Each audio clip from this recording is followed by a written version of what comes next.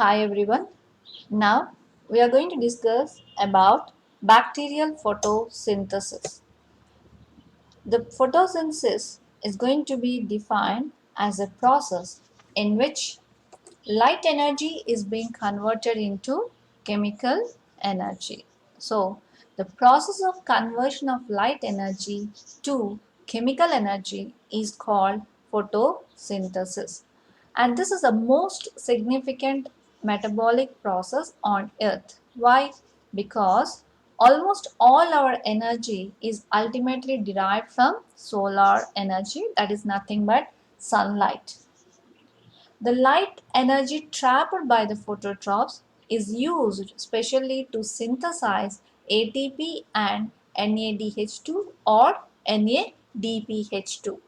And these two together are going to be also termed as assimilatory power. And in the photosynthesis, we are going to have the two types of reactions or two types of the phases.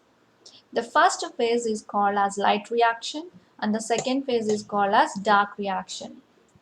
In the first phase of photosynthesis, light energy is converted to chemical energy, that is in the form of ATP and NADPH. As I told you, the ATP and NADPH are collectively called as assimilatory power, which are going to be required in the second phase for the fixation of carbon dioxide, and that's how producing the carbohydrates. Okay, so this is all about the brief note of the two phases of photosynthesis. We will discuss these two stages or phases in detail in the coming parts. So let's first discuss what are the photosynthetic apparatus and how they are going to be useful in trapping the light, all these things. So coming to the photosynthetic pigments or apparatus, we are going to have the chlorophylls and bacteriochlorophylls.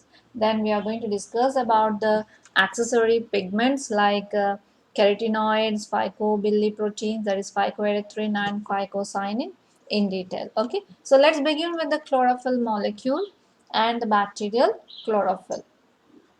As we know, all oxygenic photosynthetic bacteria, example is cyanobacteria, possess chlorophyll as a photosynthetic pigment.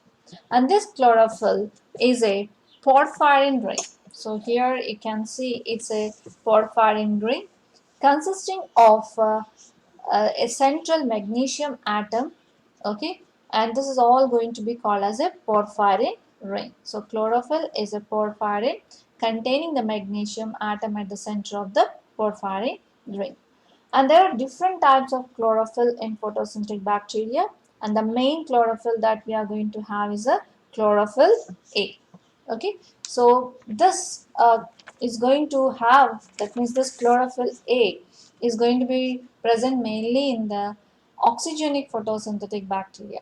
But coming to the anoxygenic photosynthetic bacteria, we are going to have a bacterial chlorophyll instead of a chlorophyll pigment. Okay, so there is a slight change between this photosynthetic, that is oxygenic photosynthetic bacteria and anoxygenic photosynthetic bacteria containing chlorophyll. The oxygenic photosynthetic bacteria containing example is the cyanobacteria possess chlorophyll A, whereas the anoxygenic photosynthetic bacteria like purple bacteria or sulfur bacteria or purple sulfur bacteria possess the chlorophyll pigment in the form of a bacterial chlorophyll. And these pigments going to absorb a light of red and blue regions in the VIBGR. Okay, so let's see what is the difference between this bacterial chlorophyll and the chlorophyll.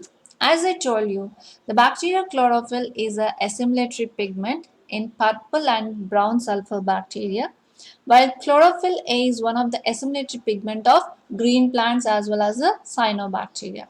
And the chlorophyll has a tetrapyrrole rings, that is we are having the four pyrrole rings, 1 2 3 4. So that's why this is called as tetrapyrrole rings of porphyrin ring with the presence of magnesium at the center atom or central ion. The long phytol side chain, so here you can see with 4 isopropanoid units is covalently bonded to chlorophyll by ester bond with the between the propionic acid chain of porphyrin ring and the alcohol group of phytol. And then bacterial chlorophyll is going to differ with this chlorophyll A in having an acetyl group. So here you can see the group in acetyl group in place of a vinyl group of chlorophyll A. So here you can see the vinyl group and here is of acetyl group. And the saturation of one bond, so here you can see here it's a single bond and here is a double bond, so that's how it is also different here also. One is acetyl and the vinyl groups and the one is the bonds, that is here you have the double bond, that is unsaturated bond, and here is a saturated bond. That is saturation of one double bond of porphyrin ring of chlorophyll A, which in turn add two additional hydrogen atoms to the bacterial chlorophyll. So that's how we are going to have the major difference between the chlorophyll and bacterial chlorophyll. One is going to be of mainly the acetyl and the vinyl group, and then the saturation point of this double bond. Here you cannot have the double bond, it is going to be obviously replaced by two hydrogen atoms. And these are going to be differed, that means the bacterial chlorophyll or the chlorophyll molecules are of different types like chlorophyll A, B, C, D, E. So those are all going to be differed only in the substitutes at one or more sites or circle. So here you can see the circle area, so these are the regions where one is going to be different from the other, and that's how we are going to name them as different types of chlorophylls.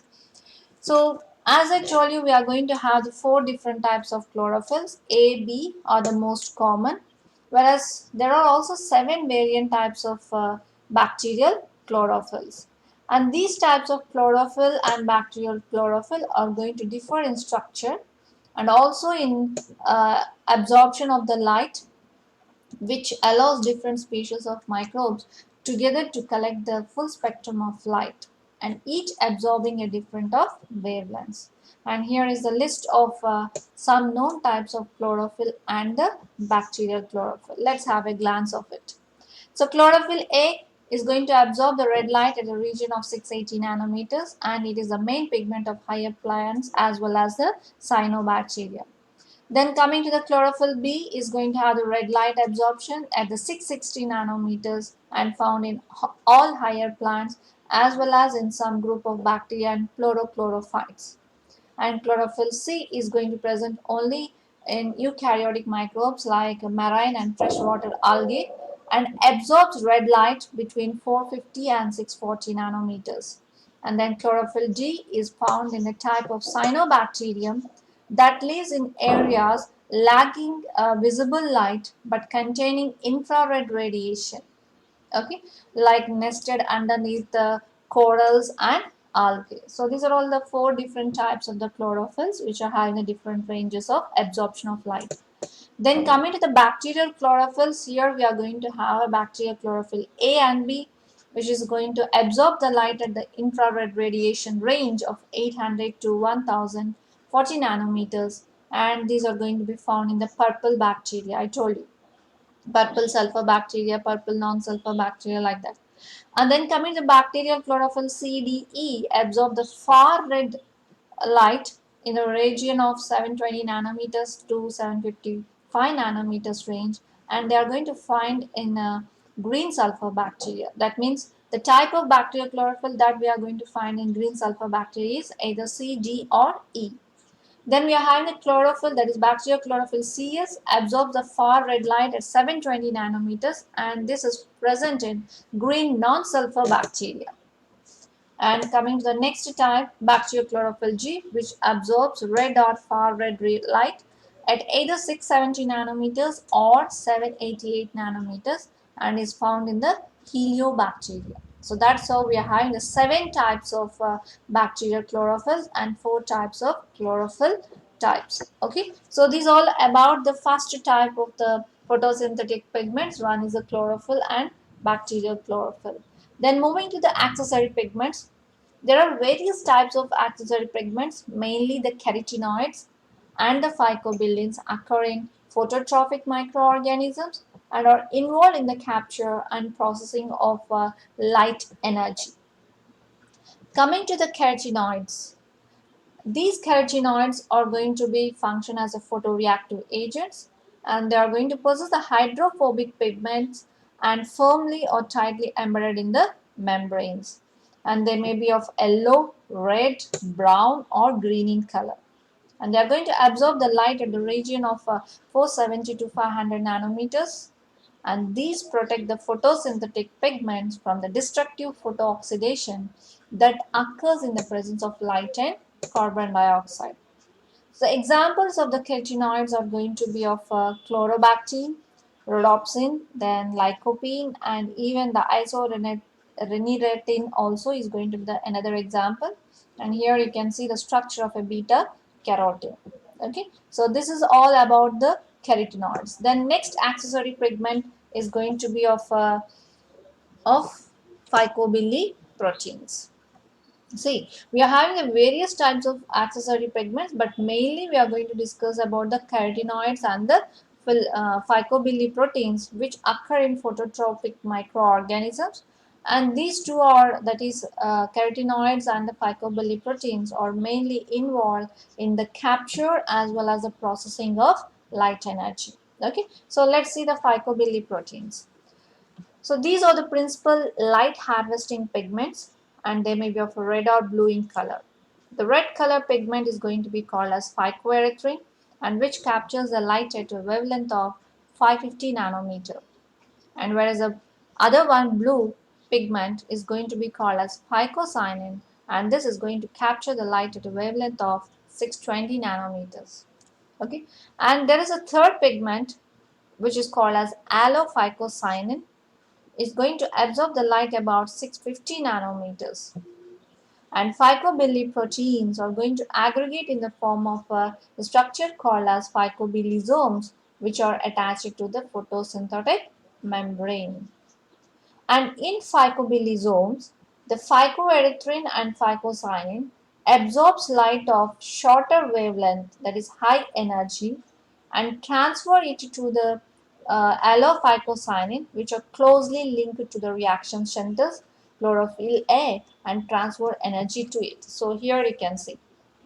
So as I told you, these phycoerythrin and phycocyanin, PE means phycoerythrin, PC means phycocyanin, absorbs the light of shorter wavelength, or that means high energy wavelength, and transfers it to the allophycocyanin, which is closely going to be of linked to the reaction center, and here the reaction center is nothing but our chlorophyll A, and that's how it is transferring the energy.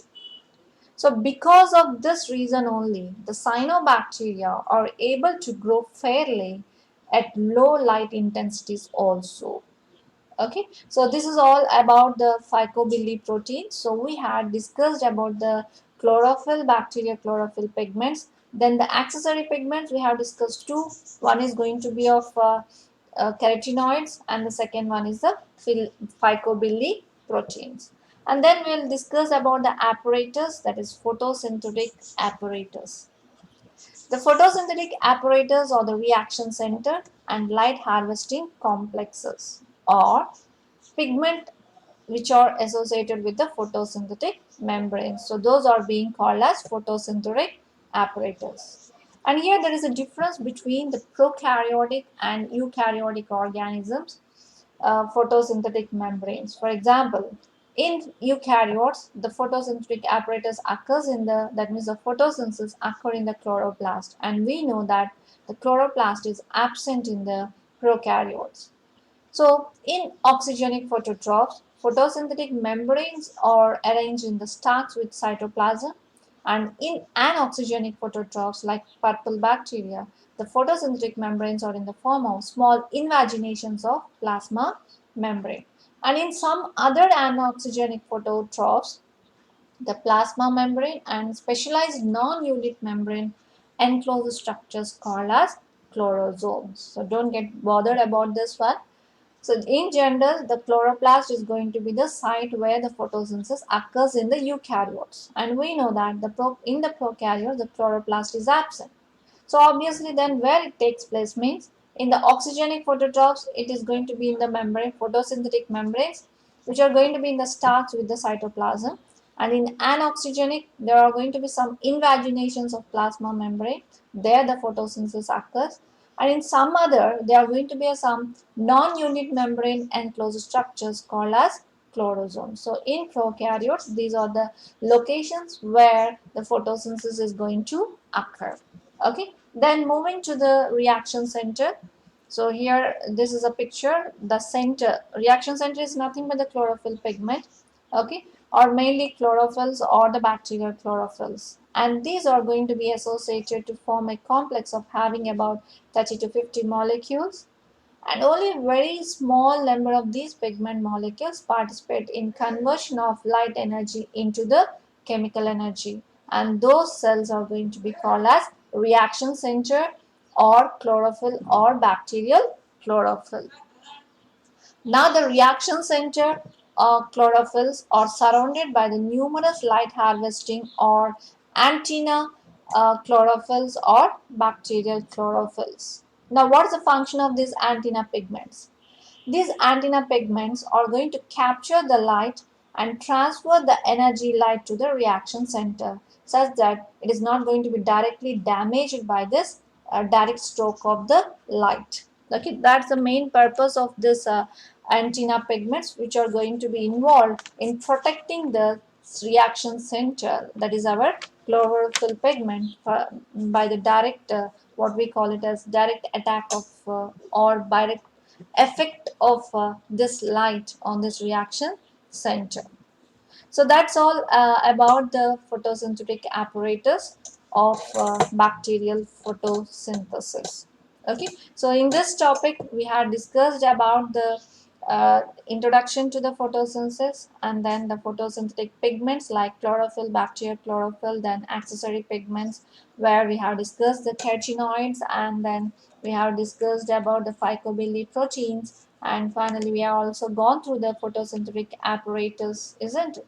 And that's all about the initial photosynthetic apparatus and the photosynthetic pigments of bacterial photosynthesis. And in the next part, we are going to discuss about the bacterial photosynthesis, which contains two phases, light phase and dark phase. Okay, thank you.